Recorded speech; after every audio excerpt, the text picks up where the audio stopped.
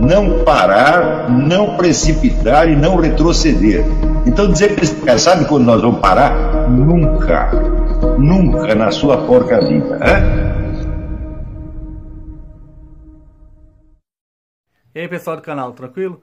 Então inscreva-se no canal, ajude a gente a continuar aqui no YouTube, seja membro, participe pelo apoio ou pelo apoio coletivo ou na sua vaquinha. A gente quer continuar aqui e também nas outras mídias sociais, no YouTube, no Telegram e no Instagram, sempre trazendo informação e o conhecimento do professor Olavo de Carvalho para todos os brasileiros. Muito obrigado aí a todos vocês. Fiquem com a gente, sempre com Deus, pátria, família e liberdade. Tamo junto por um Brasil melhor. Valeu!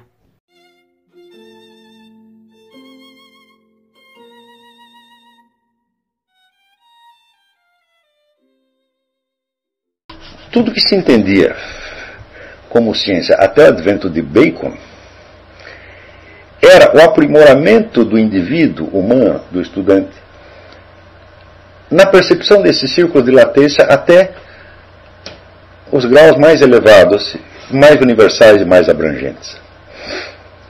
Por exemplo, a percepção do indivíduo não somente na curva inteira da sua existência, mas no significado eterno que isto pudesse ter. Quer dizer que desde o tempo de Platão, pelo menos, até o advento de Bacon, toda a atividade de conhecimento visava aprimorar nos indivíduos esta percepção e, portanto, fazer deles sábios. É por isso mesmo que se chamava filosofia, com amor à sabedoria. A partir de Bacon, a ideia muda completamente. Bacon se desinteressa totalmente por esses círculos de realidade, por esses círculos de latência, e só se interessa pela comparação entre um fenômeno e outro fenômeno, vistos sob o ângulo da sua matematização. E é por isso que ele dizia, a física é a única ciência, não há nada mais além dela. A ideia de uma dimensão vertical, em elevação e profundidade, desaparece completamente e sobra somente o universo, por assim dizer, horizontal, daquilo que está imediatamente presente. E o conhecimento é a comparação entre uma aparência e outra aparência, de modo a medi-las para obter o quê? O controle de processos causais, de modo que você pudesse produzir os mesmos efeitos. Então, a partir daí, o conhecimento se torna uma maneira de você adquirir a capacidade de manejar a realidade. E é por isso mesmo que Bacon dizia que conhecimento é poder. Bacon é até hoje celebrado como um dos grandes formuladores do método científico atual. Mas sabe por que acontece isso? Porque as pessoas não leem Bacon. Porque quando lerem, vão ter uma decepção terrível. Bacon faz a apologia, ele despreza todos os conceitos da filosofia antiga, como o conceito das formas substanciais, por exemplo. Ele diz, não, só o que interessa é a observação pelos sentidos. Só que é o seguinte, Bacon jamais faz uma observação pelos sentidos. Os livros dele estão repletos de exemplos de falsa observação. Talvez seja a mais notável coleção de idiotices que alguém já escreveu sobre a natureza humana. Sobre a natureza em geral, por natureza humana não, natureza em geral. Por exemplo, ele diz que se você picotar um mosquito em vários pedaços, nascem vários mosquitos. Laranjas também. Eu digo, de onde que ele tirou isso? Qual é a observação? Você procura a obra inteira de Bacon, não tem uma única observação. Quer dizer, Bacon é um caso de paralise cognitiva levada ao extremo da psicose. Porque ele formula o método de observação, diz que só isso fornece conhecimento, e ele jamais pratica isso. O método que ele pratica é o método da credulidade. Ele ouve dizer as coisas e copia ali. Isso é a mesma coisa que dizer Bacon é um charlatão. Ora, historicamente, o que as pessoas fazem? Recortam da obra de Bacon aquilo que veio a coincidir com o que posteriormente se chamou método científico, e se diz Bacon inventou o método científico. Isto é absolutamente falso. Do mesmo modo, quando Galileu, que é outro formulador do método científico, ele diz que ele não inventa hipóteses, que tudo ele tirou da observação, e em seguida ele nos inventa um plano inclinado sem atrito, que é uma coisa que jamais pode ser observada, porque não existe.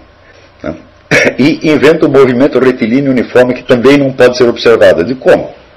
uma coisa é você observar a realidade e tirar deduções dela. Outra coisa é você conceber certas hipóteses por uma ampliação imaginativa formidável e criar um mundo de conexões lógicas entre hipóteses. São dois métodos completamente diferentes. No entanto, se você vê nos livros de história, está lá que Bacon e Galileu nos ensinaram a observar a natureza.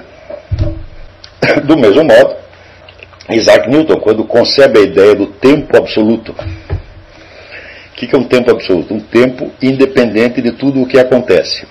Ora, se nada acontecesse, não haveria transcurso de tempo. E o tempo é a ordem do suceder. Então, quer dizer, um tempo absoluto é absolutamente um nada. Mas ele precisava do tempo absoluto como unidade de medição. Então ele inventou. Hoje nós sabemos que toda a história de Newton foi falsificada. O propósito geral, a ideia geral de Newton, tá certo?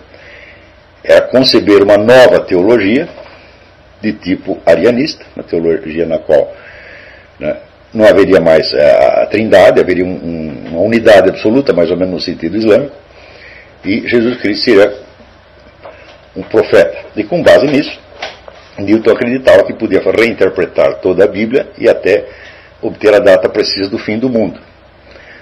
Tudo o que ele fez com a gravitação universal foi conceber um instrumento matemático do qual ele precisava para chegar a essas conclusões. O que os seus sucessores fizeram?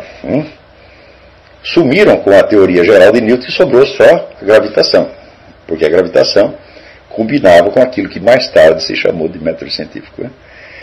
Então você vê que na origem das ciências modernas, a origem é toda feita de empulhação.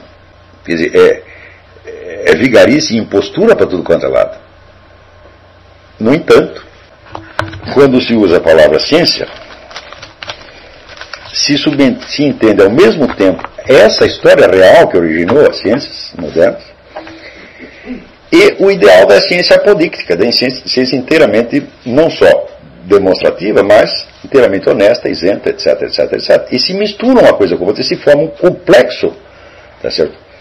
No qual essas empulhações historicamente consagradas nos são vendidas como se tivessem o valor e a autoridade da ciência apodíctica. E quem vai poder separar uma coisa de outra? Diz, olha, aqui está a pura ciência, aqui está o elemento de empulhação. Eu lhes digo, é impossível separar. Porque é tanta coisa, os fatos são tantos e tantos e tantos e tantos que não dá para separar uma coisa da outra. O ato do conhecimento, eu estava dizendo, ele pode ser observado, estudado sob vários ângulos. Né?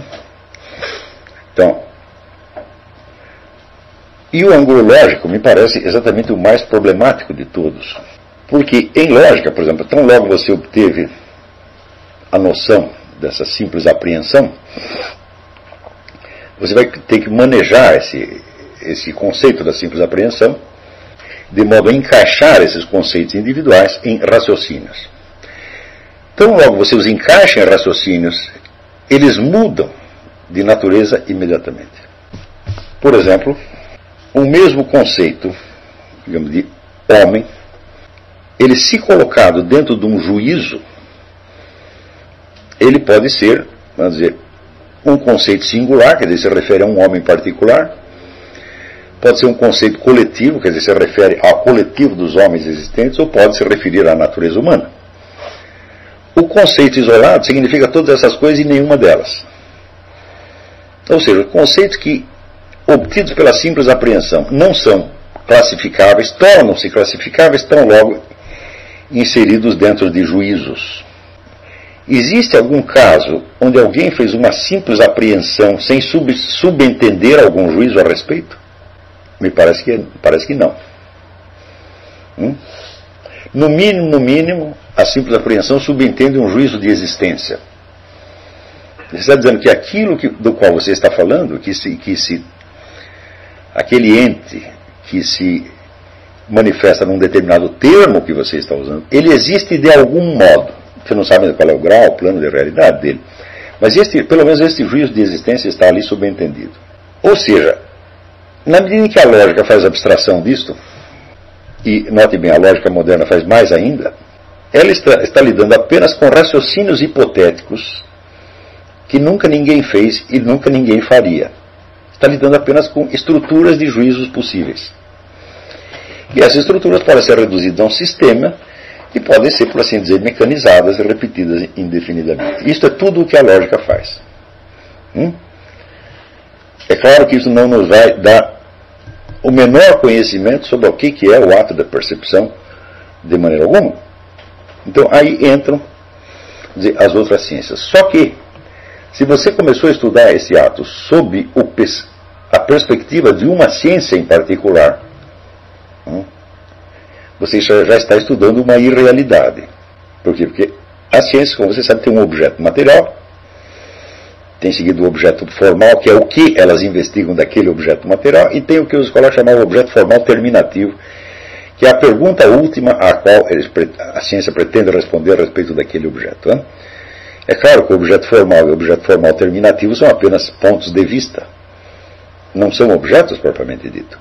Então isso quer dizer, se eu começo a estudar, por exemplo, essas coisas sob o ângulo da sociologia do conhecimento, ou da psicologia, ou da epistemologia, etc., já estou estudando não coisas, estou estudando pontos de vista. No entanto, o fato é que todos nós, tanto o chamado homem comum, quanto o cientista, quanto o filósofo, todos têm alguma percepção, e atos de percepção acontecem efetivamente tanto na vida corrente quanto no exercício de qualquer ciência. Então esse fenômeno percepção, ele existe, tá certo? E me parece que o melhor modo de estudá-lo seria ir do geral para o particular, quer dizer, primeiro você captar as características gerais do ato de percepção que estão presentes sempre, em todo e qualquer ato de percepção, e não estudá-lo sob o ponto de vista de uma ciência em particular. Só que isto é que seria, teoricamente, a função da teoria do conhecimento, ou gnosologia, mas ela já se subdividiu em tantas ciências que se pode dizer que não há mais o ponto de vista geral, só há o ponto de vista específico. Por exemplo, a chamada ciência cognitiva estuda o ato de percepção, mas na medida em que ele possa ser reduzido a certos modelos matemáticos, modelos informáticos, sobretudo. Então já não é o ato de percepção em si, e sim a sua possibilidade de comparação com isto ou aquilo. Agora, se não temos objeto primário, como teríamos a sua comparação? Então isso quer dizer que muito do que hoje nós chamamos de ciência é o estudo de coisas que não existem. E se esse estudo faz sentido, é porque o cientista, enquanto homem real, ele tem uma ideia do objeto. E na hora que ele faz o seu raciocínio científico, ele está levando em conta aquele objeto real, mas tal como ele o conhece, de maneira não crítica e não analisada.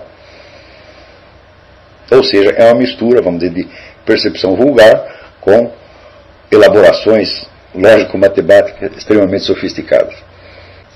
É por isso que eu estou insistindo, desde o início, vamos dizer, na realidade concreta do ato da percepção, e insistindo em que ele nos dá muito mais informações do que nós poderíamos supor, lendo um livro de lógica que diz que a simples apreensão responde a se diz apenas o que é um objeto, sem nada afirmar ou negar sobre ele. Note bem que isto literalmente não existe. Isto só existe para fins de estudo da lógica. Nenhum ato de percepção é assim. Agora, vocês imaginam o que acontece com a cabeça do sujeito, que a primeira coisa que ele estuda na vida seja a lógica. Ele talvez perca de uma vez para sempre a noção do ato de percepção concreto. Ele diz, não, isso é apenas percepção vulgar. Mas, meu Deus, é a percepção vulgar que nos dá o mundo real no qual nós vivemos. E como eu disse no começo, se você somar todos os conhecimentos científicos existentes sobre aquele objeto, o objeto não vai aparecer. No entanto, a ideia de que o mundo se compõe de coisas efetivamente existentes, que aparecem no universo efetivamente existentes, para os sujeitos efetivamente existentes, está subentendida em toda a ciência universal. Apenas o encaixe do conhecimento científico com esta ontologia de base raramente ou nunca é feito. E será a ontologia de base que vai validar tudo o resto. Portanto, quer dizer, a necessidade de um aprofundamento, quer dizer, que nós podemos chamar ontologia natural, é absolutamente necessário. Foi daí que partiu Aristóteles. Mas não quer dizer que Aristóteles fez todo o trabalho. Hoje nós vemos que ele não fez, embora o que na época fosse muita coisa, Ele não fez quase nada. Por exemplo, toda a dimensão da psicopatologia é totalmente ignorada por ele. Hoje nós sabemos que o universo psicopatológico não é totalmente estranho à mente normal. Até certo ponto nós podemos penetrar nele. Se não pudesse, não poderia haver compreensão científica nenhuma do fenômeno psicopatológico. Tá certo? Se delimitou o território das ciências, né, a estes aspectos da realidade, que são os aspectos matematizáveis e comunicáveis e verificáveis. O que se fez foi uma lesão monstruosa no universo do conhecimento. E qual é a diferença aí entre este tipo de ciência e o que se entendia por ciência até então?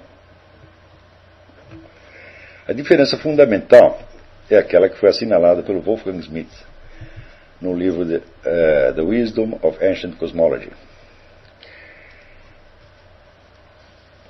onde ele diz que até então o que se buscava no conhecimento do mundo fenomênico era saber quais eram os princípios universais que estavam subentendidos naquilo. Ou seja, como as partes manifestavam a seu modo a unidade do todo. Então, isso quer dizer que o universo era visto como, vamos dizer, um vasto tapete de símbolos que de algum modo tinham que ser decifrados para que se pudesse chegar, vamos dizer, à compreensão de níveis mais elevados da realidade. Essa noção de níveis é uma coisa fácil de você perceber quando você nota que qualquer objeto, qualquer um, por mais simples que seja, ele é constituído de, vamos dizer, uma série de círculos de realidade que estão encaixados uns nos outros, mas cuja percepção depende da atenção. Por exemplo, quando você conhece uma pessoa, você vê apenas a aparência física dela, tá certo? Mas você não vê essa aparência física apenas como uma figura no sentido estático, e sim como uma forma no sentido aristotélico. Né? Você sabe que esta forma externa dela manifesta de algum modo um conjunto de tensões e intenções internas. Hoje em dia, a capacidade de leitura dessas intenções está altamente evoluída com o negócio da programação neurolinguística, onde você, pelo modo do sujeito sentar, dele olhar, pelos gestos, etc., você adivinha estruturas inteiras da percepção que o indivíduo tem. Né? E esta capacidade, evidentemente, que hoje pode ser mais facilmente adestrada através da programação neurolinguística, é a capacidade que muitas pessoas sempre tiveram de maneira extremamente desenvolvida. Eu me lembro, por exemplo, meu falecido amigo Juan Alfredo César Miller, uma vez tinha uma amiga minha que trabalha na Folha de São Paulo, queria fazer uma entrevista com ele. Então eu articulei os dois e fui lá para ver a entrevista na hora. Na hora que a moça entrou na sala, ele olhou para ela e perguntou: por que você vive caindo? Ela regalou os olhos e falou: como é que você sabe? Eu acabei de cair da escada. Eu caio todo dia de alguma coisa. Hã? Ele não sabia explicar como, mas ele simplesmente viu isso nela. Hã? Não é adivinhação, não é nada, é uma percepção extremamente aguda. Essa percepção aguçada pelo fato de que aquele homem permanecia 14 horas por dia sentado num consultório, olhando pessoas e tentando entendê-las de algum modo. Faça isso durante anos, você acaba percebendo muita coisa à primeira vista que para um terceiro seria completamente, para mim, por exemplo, completamente enigmática. Tá certo?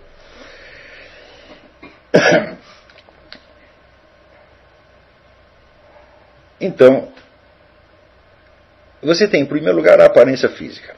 Tá certo? Essa aparência física, ela já tem dois andares. Ela tem a figura e a forma. E a figura seria apenas o recorte exterior que você poderia colocar numa fotografia. Mas, por baixo da figura tem a forma. A forma já é um conjunto de tensões, que não é propriamente visível, mas é sensível. Por exemplo, você percebe a força física maior da pessoa, maior ou menor da pessoa. Né? Não necessariamente pelo tamanho dos músculos. Às vezes pela maneira da pessoa pegar uma coisa, né? Pela simples postura dela. E às vezes você se engana nisso aí. Né? Nós temos aqui, por exemplo, a Leila está sentadinha aí. A Leila ganha no braço de ferro, ela ganha do Pedro. Quem vai dizer uma coisa dessa? É absurdo. Mas acontece. Né? Então aí você se engana. Então,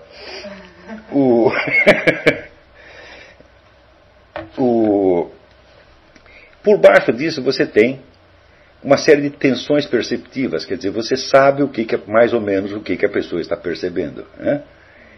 Eu olho para o cidadão e eu o estou vendo, mas eu sei que ele também está me vendo, e ele está me vendo de uma certa maneira, que não é necessariamente a maneira pela qual eu vejo. Né? Eu, por exemplo, eu nunca reparo como as pessoas estão vestidas. Tá certo? É que se entrar uma mulher pelada no meu escritório, eu sou capaz de não perceber que ela está pelada. Né? Se estiver muito elegante, eu falo, não sei. Mas tem certas coisas que eu percebo necessariamente. Né? A expressão dos olhos, essa é a primeira coisa. E, segundo, o hábito de comparar olho e boca. Né? É ver se estão expressando a mesma coisa ou não. Isso eu sempre faço. Né? E tem outras pessoas não, que olham muito a vestimenta e através da vestimenta obtêm índices sociológicos que para mim me escapam. Não é isso? Então, tudo isso está, vamos dizer, na forma da pessoa. Por baixo desta forma, tá certo? Existe o mundo das intenções que a pessoa tem, né? E que pode se tornar mais ou menos visível conforme a sua capacidade de percepção e a atenção que você dê e a direção da sua atenção também. Por baixo disso, você tem uma história. Ela veio de algum lugar, ela fez alguma coisa, ela não saiu do nada. Né? E algo dessa história pode se transmitir na sua presença atual. E assim por diante. Tá certo?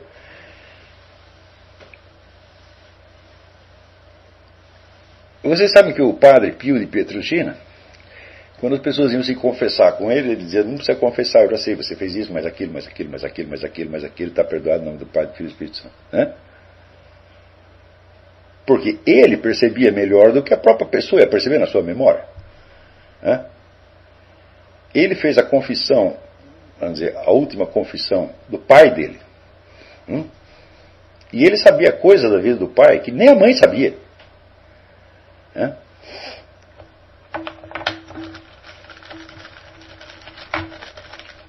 Você pode dizer, não, mas o Padre Pio, não era ele que estava sabendo, era Deus que soprava isso para ele. Não, esse é o que chama a percepção indivines, quer dizer, você percebe através de Deus. Mas, se o Padre Pio tinha esta possibilidade, todos os seres humanos, em princípio, têm. Tá certo? E a percepção indivines nada acrescenta à pessoa que está presente, apenas amplia a quantidade de informações, a quantidade, a integração e a ordem das informações. Mas essas todas estão na pessoa que está na sua frente. Né? Então, se trata evidentemente de uma percepção de um objeto real.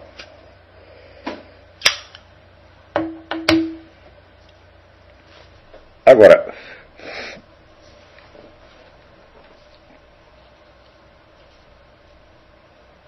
como todos os seres, então, são compostos desse sistema de círculos, então a nossa capacidade de percepção, ela está limitada a 1, 2, 3, 4, não sei quantos círculos, mas, em princípio, cada ser, ele está, de algum modo, posicionado dentro da ordem inteira do ser. Você pode dizer, não, mas a posição completa de um ser humano dentro da ordem completa, só Deus sabe. Tá certo? Mas nós temos uma antecipação disso, e é isso que eu chamo de círculo de latência. Isso quer dizer que nenhuma percepção que nós temos reduz o objeto aos seus aspectos manifestados no momento.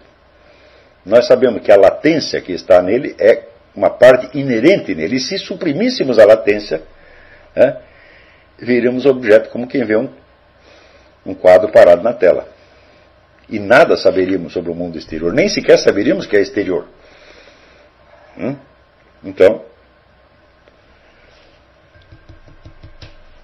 a percepção concreta é a percepção dos vários círculos de latência. Quer dizer, e a palavra latência, que se opõe ao que é a patência é aquilo que está óbvio manifestado, a latência também é usada, é a raiz da palavra latejar. Quer dizer que nós sabemos que essa latência não é simplesmente algo que está escondido, que na verdade não está sempre escondido, mas é algo que está, por assim dizer, latejando. É uma energia, é uma força que está ali. São as possibilidades de ação e paixão daquele objeto. Então, é claro que se você quer fazer um trabalho em profundidade, quer mudar profundamente o curso das coisas, você tem que começar por atuar entre os intelectuais, ou se possível, contra eles, se preciso, contra eles. E criar uma outra intelectualidade melhor que ocupe o lugar deles. Aí sim você mudou o curso das coisas, senão você mudou só a aparência imediata. Elegemos um presidente, ou seja, botamos o nosso símbolo lá em cima. Bicho, o nosso símbolo, você acha que ele é um intelectual? Você acha que o Bolsonaro tem todas as ideias na cabeça? Você acha que ele é um gênio da ciência política? É claro que não. Ele simplesmente pegou 2 ou 3 ideias que estavam em circulação e decidiu encarná-las, e ele encarna, até que encarna bem. Tá certo? Mas ele tem a capacidade de ele sozinho analisar o que está acontecendo, analisar a composição do poder e as forças que estão na atuação. Claro que não tem, gente. Então ele será levado para onde a força dominante o empurre.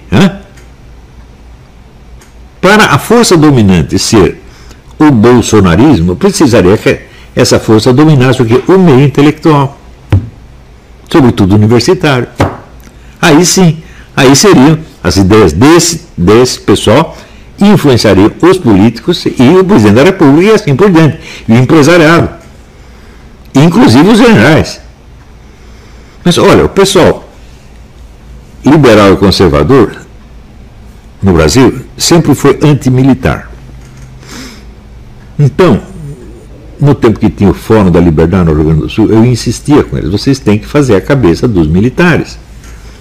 Porque enquanto vocês estão aqui discutindo ideias liberais, falando de Ludwig von Mises, etc., o pessoal comunista, tá certo? Sobretudo a partir do seu Quartinho de Moraes, que tem um departamento no Unicamp só para estudar isso. O Quartinho de Moraes é autor de um livro em 3 volumes, A Esquerda Militar no Brasil. Ele é um estudioso profundo, né, da mente militar brasileira.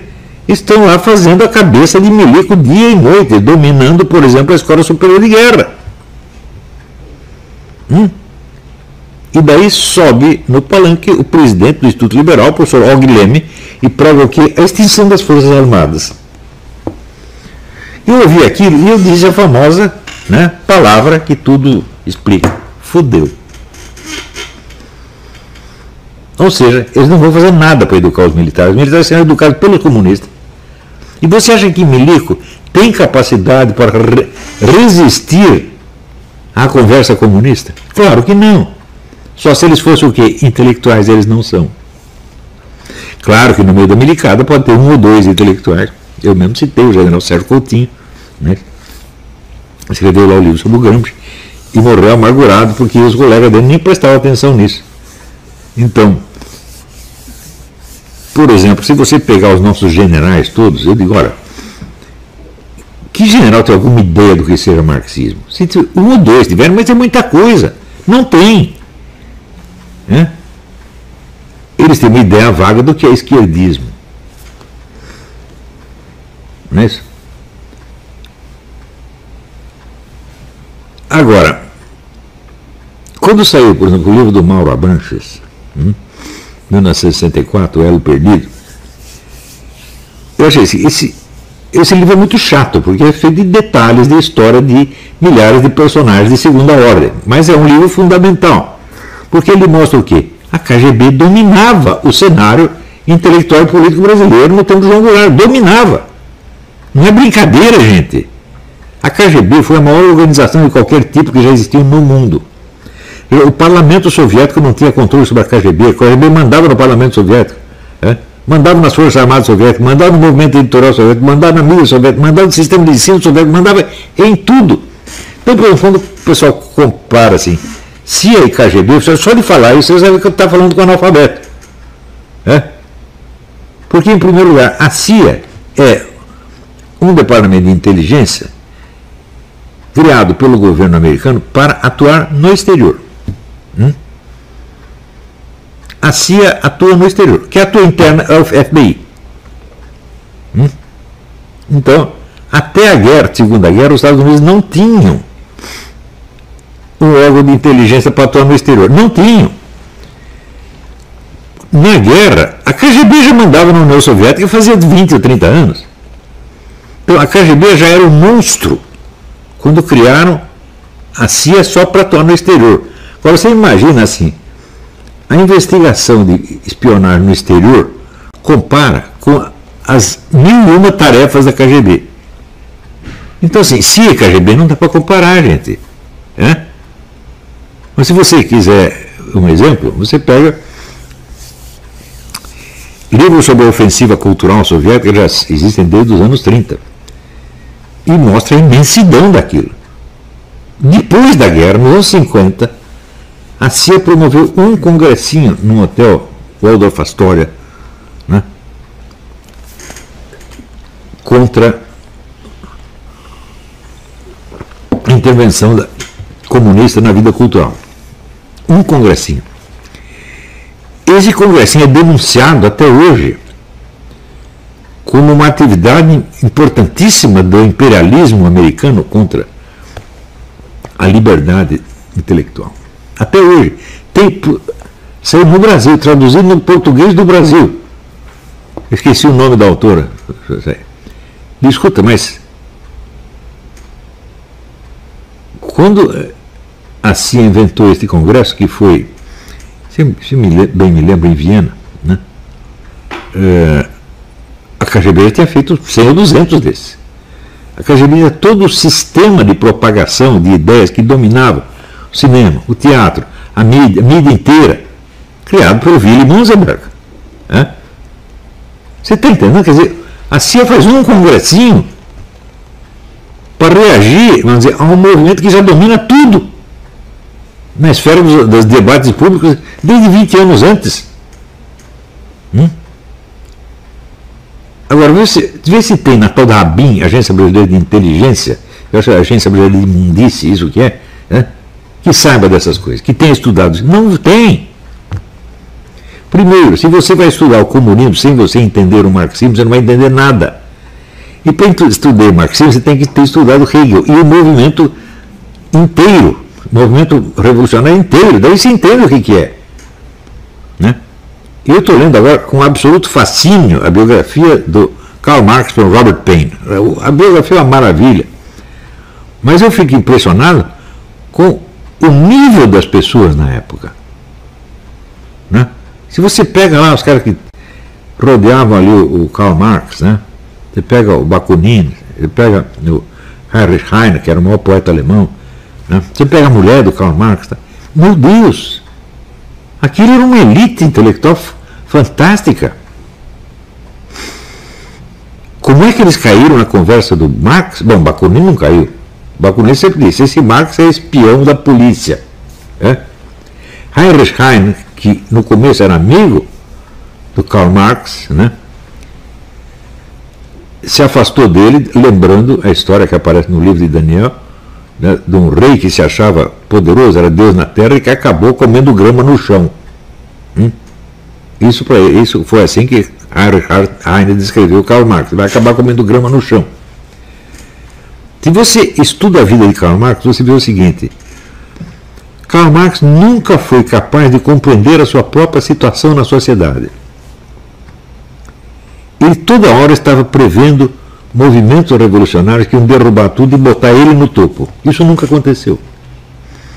É a mesma coisa que dizer, ele não sabia onde estava.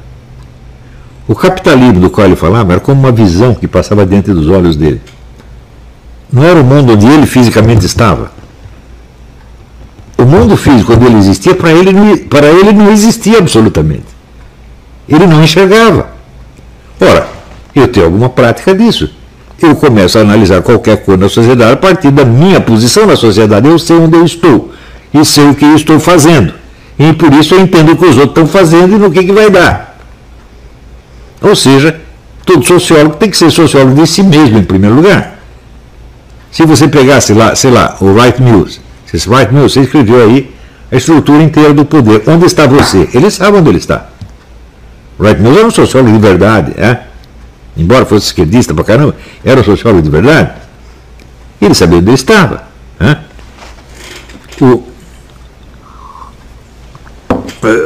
Os grandes cientistas sociais, cientistas políticos, todos eles partiam da compreensão da sua posição na sociedade e daí compreender a posição dos outros. Ora, para você desenhar uma cena, você desenha de onde? De onde você está. Quer dizer, você olha e mede, né? Agora, para eu desenhar desde uma outra posição, quer dizer, eu vou desenhar não o que eu estou vendo, mas o que eu acho que o outro está vendo. Bom, o trabalho de imaginação vai ter que ser baseado no primeiro. Eu posso entender o que o outro está vendo, porque eu sei o que eu estou vendo, e sei onde ele está dentro do quadro que eu estou vendo. E por isso eu posso fazer isso. Se eu não tiver visão do meu quadro, eu não tenho quadro nenhum.